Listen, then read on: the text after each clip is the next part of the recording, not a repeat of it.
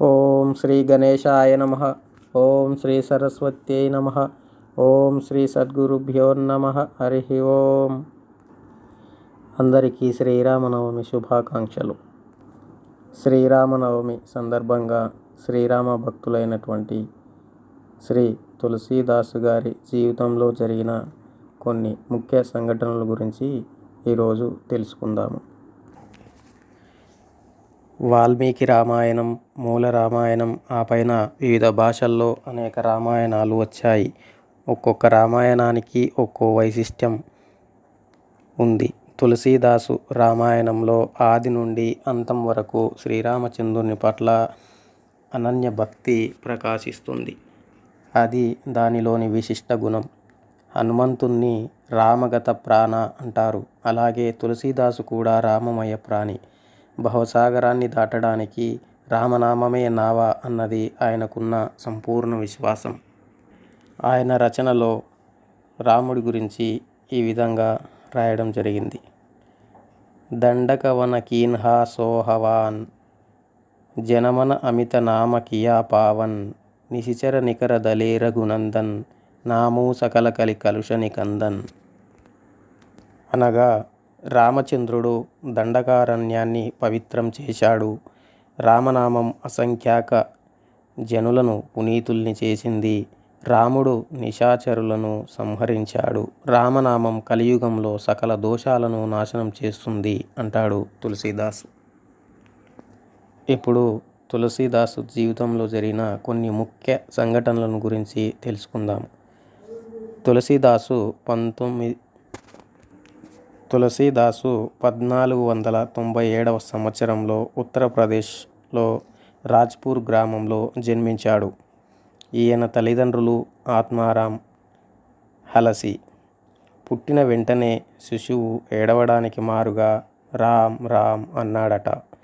పుట్టిన వెంటనే రామశబ్దం ఉచ్చరించాడని శిశువును రామ్ బోలా అని పిలవనారంభించారు. పుట్టిన నాటికే నోట్లో 32 దంతాలు ఉన్నాయట. పెద్దలు, జ్యోతిష్కులు ఇవి శుభలక్షణాలు కావని సిద్ధాంతీకరించారు. పుత్రుడు జన్మించిన 4వ నాడు తల్లి తీవ్రమైన అనారోగ్యం పాలైంది. తల్లి హలసి తాను మరణిస్తే తల్లిని పొట్టన పెట్టుకున్నాడని లోకం నిందిస్తుందని భావించి దాసికి అనేక ఆభరణాలిచ్చి పిల్లవాడిని పెంచమని ఆమెను వేడుకుంది. దాసి ఆ పిల్లవాడిని తన స్వగ్రామానికి తీసుకుపోయింది. అప్పుడు తల్లి హృదయం శాంతించింది. ఆ మర్నాడే ఆమె కన్నుమూసింది. దాసి ఆ బాలుణ్ణి తన అత్తకు అప్పచెప్పింది. బాలుడికి 5 ఏళ్ళు వచ్చిన తరువాత ఆమె అత్త పాము కాటుతో మరణించింది. తండ్రి ఆత్మారాంకు కబురు పంపారు. కానీ ఆయన ఆ పసిబాలుణ్ణి తీసుకొని పోవడానికి నిరాకరించాడు. అందువల్ల ఆ బాలుడు ఆకాశమే కప్పుగా జీవిస్తూ భిక్షాటనతో కడుపు నింపుకునేవాడు. బాల్యంలో తులసీదాసు పడ్డ కష్టాలు వర్ణిస్తే గుండె చెరువు అవుతుంది. తులసీదాసు తన బాల్యం గురించి ఇలా చెప్పుకున్నాడు. పుట్టిన వెంటనే తల్లిదండ్రులకు దూరమైన నేను ఎన్నో అవమానాలు, దండనలు భరిస్తూ శాపగ్రస్తునిలా జీవించాను. నాకున్న ఆస్తి ఒక్క అతుకుల బొంత, ఒక మట్టి కుండ మాత్రమే. ఇళ్ల ముందు కుక్కలా నిలబడి భిక్ష అడిగేవాడిని. వారి అవహేళనని, కఠినమైన మాటలు నాకు దుఃఖం కలిగించేవి. ఈ విధంగా కష్టాలు అనుభవిస్తుండగా నరహరిదాసు అనే సాధువు దృష్టిలో పడ్డాడు. ఆయన సుప్రసిద్ధ వైష్ణవ సాధువు. రామానందుల శిష్యులు. రామానందులు రామభక్తులు. ఆ సాంప్రదాయంలో చేరిన రాంబోలా శ్రీరామచంద్రుల పట్ల ఆకర్షితుడవడంలో ఆశ్చర్యమేముంది. గురుభక్తి పరాయణుడు అయ్యాడు. ఒకనాడు నీ శిష్యునికి రామచరితం నేర్పించు అని నరహరిదాసుకు స్వప్నాదేశం లభించిందట. ఆయన శిష్యుని అయోధ్యకు తీసుకుపోయి ఉపనయనం జరిపించి రామమంత్రం ఉపదేశించాడు. ఆ పైన గురు శిష్యులు సరయూ నదీ తీరంలో 5 ఏళ్ళు ఆధ్యాత్మిక శిక్షణలో గడిపారు. కొంతకాలం తరువాత శేష సనాతన అనే సాధువు నరహరిదాసు ఆశ్రమానికి వచ్చాడు.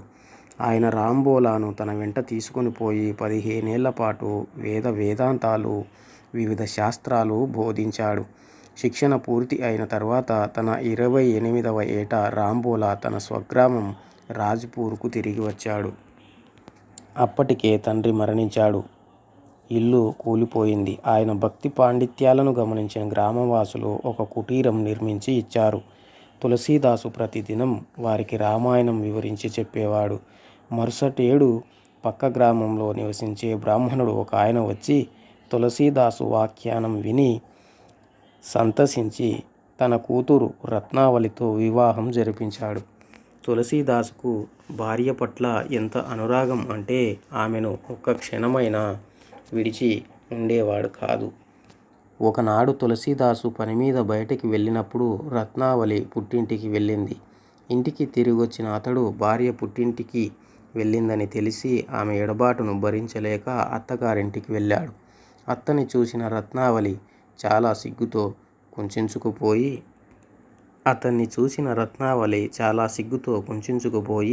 చీత్కరిస్తూ, చీచి ఏం బ్రతుకు, నా వెంబడే ఇలా పరిగెత్తి వచ్చావు, సిగ్గులేదు, ఈ ఎముకల గూడు పట్ల ఇంత ప్రీత, ఇది శ్రీరామచంద్రుని పట్ల నీకు కలిగితే భవబంధన విముక్తుడవు కాగలవు అని అంది. ఆమె మాటలు తులసీదాసులో నిద్రిస్తున్న ఆధ్యాత్మికతను లేపి ఆయన జీవన గమ్యాన్ని మార్చివేశాయి. తులసీదాసు వెంటనే అక్కడ నుండి వెళ్ళిపోయి త్రివేణి సంగమం చేరాడు. ఆ పైన వివిధ తీర్థక్షేత్రాలు దర్శిస్తూ చివరకు వారణాసి వచ్చి స్థిరపడ్డాడు. అక్కడ హనుమాన్ మందిరంలో 12 మూర్తులను ప్రతిష్ఠించాడు. ఆ మందిరమే నేడు సంకటమోచన ఆలయంగా సుప్రసిద్ధం అయింది. తులసీదాసు ప్రతిరోజు గంగా స్నానం తర్వాత ఒక రావి చెట్టుకు నీరు పోసేవాడు. దాని ఫలితంగా ఆ వృక్షంపై ఉన్న పిశాచం విడుదల పొంది ఏదైనా వరం కోరుకోమంది. నాకు శ్రీరాముని దర్శనం తప్ప మరేమీ కోరదగినది లేదన్నాడు తులసీదాసు. అప్పుడు ఆ శక్తే ఉన్నట్లయితే నాకు ఈ దురవస్థ ఎందుకు? కానీ ఒక ఉపాయం చెబుతాను. మీరు రామాయణ ప్రవచనం చేస్తున్నప్పుడు హనుమంతుడు మారువేషంలో వచ్చి వింటాడు. ఆయన చినిగిన దుస్తులతో పేద కుష్ఠురోగి రూపంలో అందరికన్నా ముందుగా వచ్చి ఒక మూల కూర్చుంటాడు. అందరూ వెళ్ళిపోయిన తర్వాత వెళతాడు అని చెప్పిందా పిశాచం. ఇది వినగానే తులసీదాసు ఆనందంతో ఉప్పొంగి ఎప్పుడెప్పుడు ఆ శుభగడియలు వస్తాయా అని తహతహలాడాడు. ఒకనాడు హనుమంతుణ్ణి గుర్తుపట్టి ఆయన పాదద్వయాన్ని గట్టిగా పట్టుకొని రామదర్శనం చేయించమని ఆవేదనతో పదే పదే వేడుకున్నాడు. చిత్రకూటంలో శ్రీరాముని దర్శనం లభిస్తుందని ఆంజనేయ స్వామి చెప్పారు. ఆ విధంగా తులసీదాసు చిత్రకూటం చేరి నియమానుసారం రామాయణ పఠనం చేసేవాడు. ఒకనాడు గిరి ప్రదక్షిణం చేస్తుండగా సుందర శ్యామలాంగులు ధనుర్బాణదారులైన 2 బాలకులు ఒక లేడి వెనక పరిగెత్తడం కంటపడింది. ఆ లావణ్య సౌందర్యం చూసి ముగ్ధుడయ్యాడు. కానీ వారు రామలక్ష్మణులని కనిపెట్టలేకపోయాడు. ఏదో రామలీలా నాటకంలోని దృశ్యమని భావించాడు. కానీ ఆ మాయ తొలగిన పిదప ఆవేదనతో ఆక్రోశించాడు.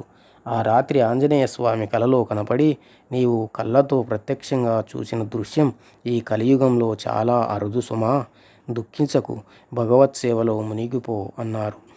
తులసీదాసు ఒకనాడు గంగా స్నానానంతరం గట్టుపై కూర్చొని చందనం అరగదీస్తున్నాడు.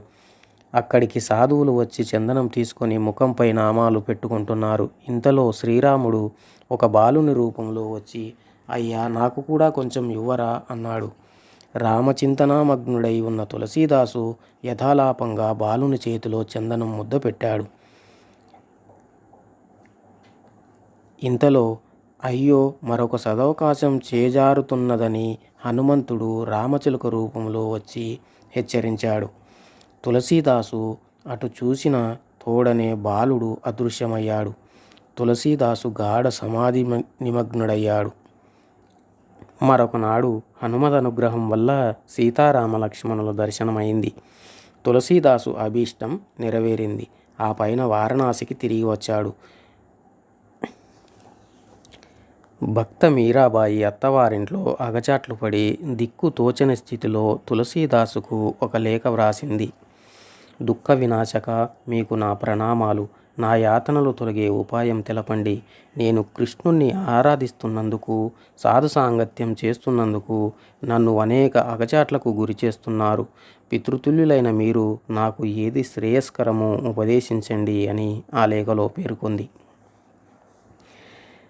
దానికి సమాధానంగా తులసీదాసు, సీతారాములను ఆరాధించని వారు నీకు ఎంత ఆత్మీయులైనా సరే శత్రువులతో సమానం, కావున వారిని త్యజించు.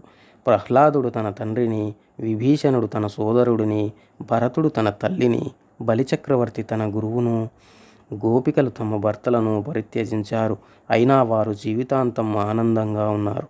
ఎవరు శ్రీరామచంద్రులను పూజిస్తున్నారో వారినే ప్రేమించి వారికే పరిచర్యలు చేయి. దృష్టి పోగొట్టే అంజనంతో పనేమిటి? భగవద్భక్తులే గౌరవార్హులు, వారే ప్రాణాధికులు. ఇది తులసి అభిమతం, ఇది నా ఉపదేశం అని ప్రత్యుత్తరం ఇచ్చాడు. ఆదర్శవంతమైన రామరాజ్యంలో ఎవరికీ దుఃఖ శోకాలు ఉండవు, పేదలుండరు, ఎవరు అకాల మరణానికి లోను కారు, పరుల సంపదను ఆశించరు. అలాంటి రామరాజ్యం రావాలంటే శ్రద్ధ అనే అనుపానంతో సంజీవని సమమైన రామభక్తి ఔషధాన్ని సేవించాలి అని తులసీదాసు బోధించాడు. ఇవి తులసీదాసు జీవితంలో జరిగిన కొన్ని ముఖ్య సంఘటనలు. హరి ఓం.